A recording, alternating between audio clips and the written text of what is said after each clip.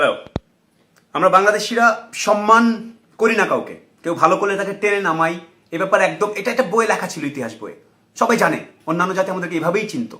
Even মোগলরা যখন আমাদেরকে শাসন করতো তখনও জানতো আমরা হচ্ছে এখানে হচ্ছে কেওসের কারখানা, এই নামে ওরা অভিহিত করতো আমাদেরকে। বিশ্বাস করতাম না আমরা বলতাম এই জেনারেশন, এখনকার জেনারেশন নাকি অনেক উদার, এখনকার জেনারেশন পুরো বাংলাদেশকে চেঞ্জ করে দিচ্ছে ডিজিটাল, ফেসবুক ইত্যাদির মাধ্যমে। কিন্তু আজকে প্রমাণ দেখলাম, নাসির আমাদের ক্রিকেটার, আমাদের এই ছেলেগুলা রক্ত পানি করে খেলতেছে। কয়দিন আগে ইন্ডিয়াকে হারাইলো।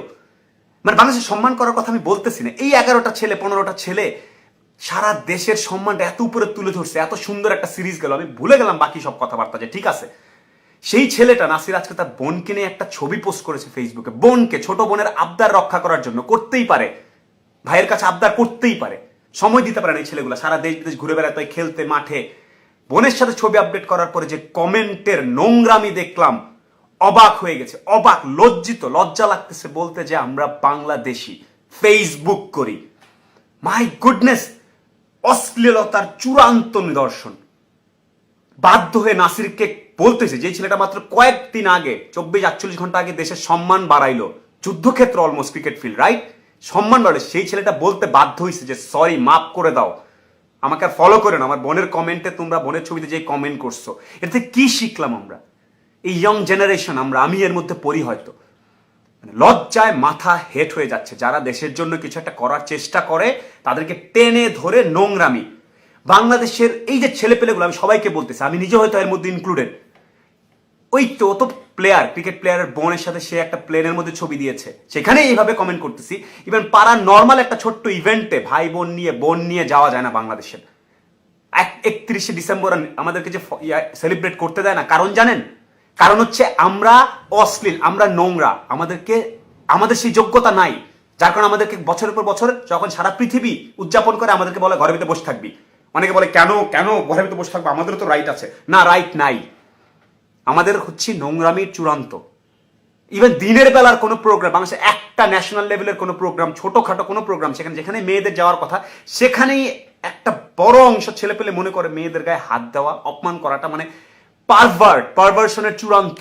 ব্যক্তিগত জীবনে এদের কোনো অ্যাচিভমেন্ট নাই বলে যেখানে যায় সেখানে কাজ করে। ইভেন ওরা চান্স পেলে দেখা যায় নিজের ভাই, নিজের বোন, নিজের মাকে পর্যন্ত না বুঝে কটূক্তি করে বসবে।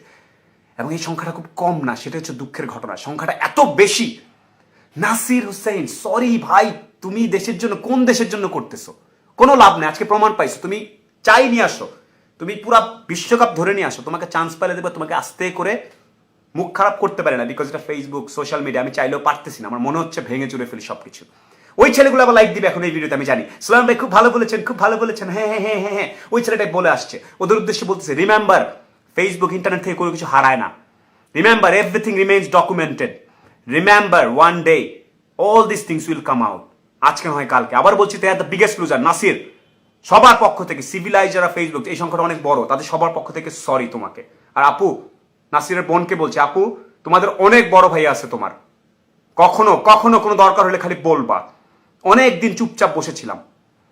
আই রিকোয়েস্ট, যত ল এনফোর্সমেন্ট আছে, ফাইন্ড ইট আউট, খুঁজে বের করেন। আমাদের আইটি স্পেশালিস্ট আছে, আইপি অ্যাড্রেস ধরে বের করেন কোথা থেকে কি হয়েছে। Find it out, do something, it's time we do something. And Nasir, we are sorry. বাংলাদেশের জন্য অনেক কিছু করবে, এইভাবে অপমান হবা, তারপরও দেশকে ভালোবাসলে দেওয়ার চেষ্টা করো। এখন না হইলে পরে হয়তো কখনো না কখনো কেউ বলবে যে তোমার ভালো কাজ করেছিলে। দুঃখিত বাংলাদেশ, দুঃখিত বাংলাদেশের সকল মেয়ে, শুধু নাসিরের বোন না। আমার মেয়ে আছে, আমি জানি 2 দিন পরে আমি ওকে চিন্তা করতে বাধ্য হব, ওকে এই দেশে রাখবো নাকি রাখবো না। মেয়েকে কথা বলার মধ্যে কোনো লজ্জা নেই, হয়তো রাখবো না, কারণ সম্মান দিতে জানি না। সম্মান নোংরামির চরম, নোংরা নোংরা নোংরা আমরা। নাসির, আমি জানি নাসিরের বোন তোমার 10 বার বললো এই লজ্জা যাবে না। দুঃখিত, তোমাকে পর্যন্ত ছাড়লো না বাংলাদেশ, এই অসভ্য ছেলেপেলেগুলা। দুঃখিত, পারলে মাফ করে দিও, না পারলে সরি। বড় ভাই হিসাবে মাথা হেড করে রাখতেছি। Sorry, sorry Nasir, sorry.